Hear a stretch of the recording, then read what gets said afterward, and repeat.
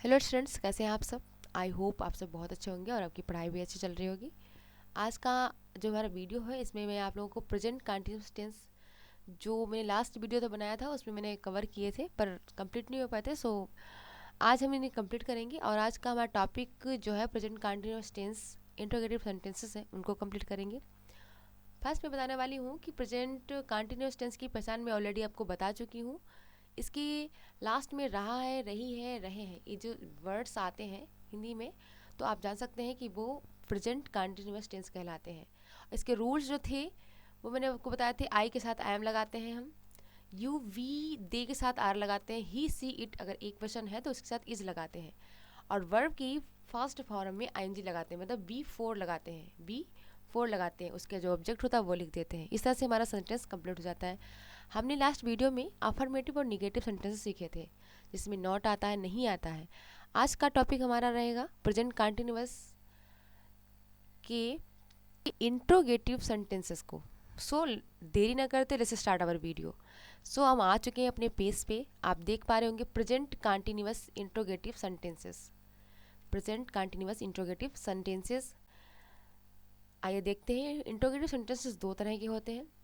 पहला interrogative sentences वो interrogative sentence जिनमें क्या शब्द पहले आता है, मतलब कि डिफिनीशन और इसकी रिकॉग्नाइजेशन जो पहचान है वो सेम रहती है, बस इसमें क्या शब्द पहले आता है। जैसे आप देख पा रहे होंगे कि इसे क्या शब्द पहले आया हुआ है, जैसे कि क्या वह स्कूल जा, क्या वह सो रहा है, क्या तुम स्कूल जा रहे हो, क्या वे मेला देखने जा रहे हैं। इस तरह से अगर क्या वर्ड आता है तो उन्हें हम इंट्रोगेटिव सेंटेंस कहते हैं, और इसके लास्ट में इंट्रोगेटिव मार्क भी लगाया था, प्रश्नवाचक चिन्ह लगाते हैं हम।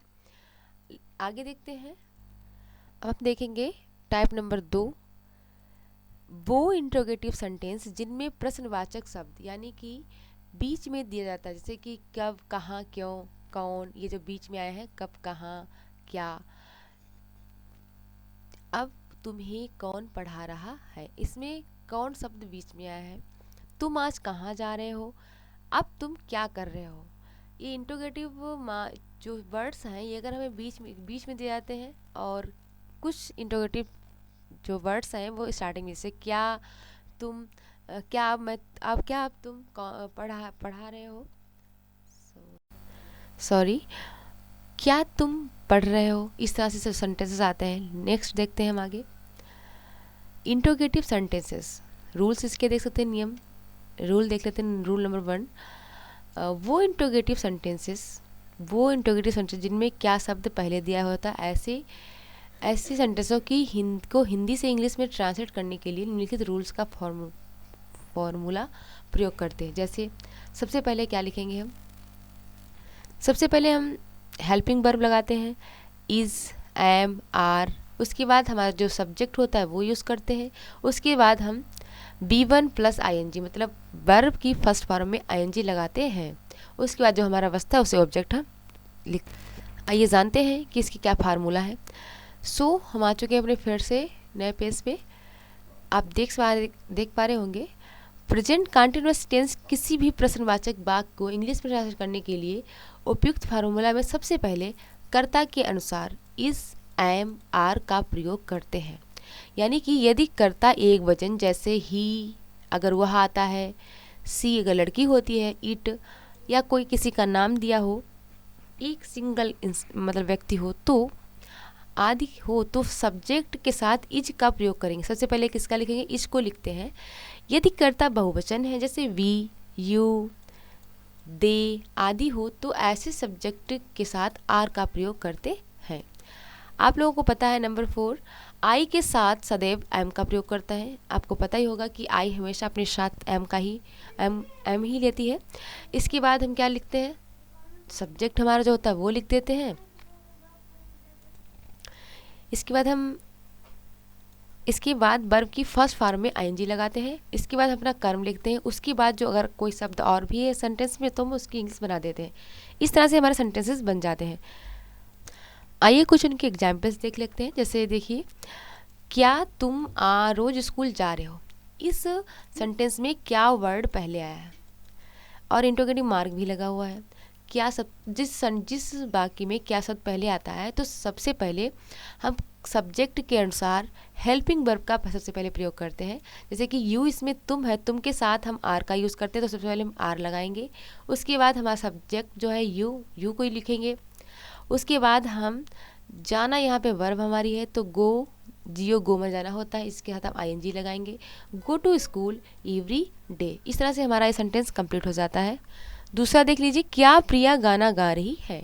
तो प्रिया एक लड़की है, वो भी अकेली है, तो सिंगुलर नाउन के साथ हम क्या लगाते हैं, इज लगाते हैं। तो सबसे पहले is Priya singing a song, interrogative mark लगा देते हैं। उसके बाद नेक्स्ट देख लीजिए, थर्ड नंबर पे, क्या तुमने अपना पाठ याद, तुमने अपना पाठ याद कर रहे हो, तुम अपना पाठ, सॉरी यहाँ पे ना गलत है, क्या तुम अपना पाठ याद कर रहे हो।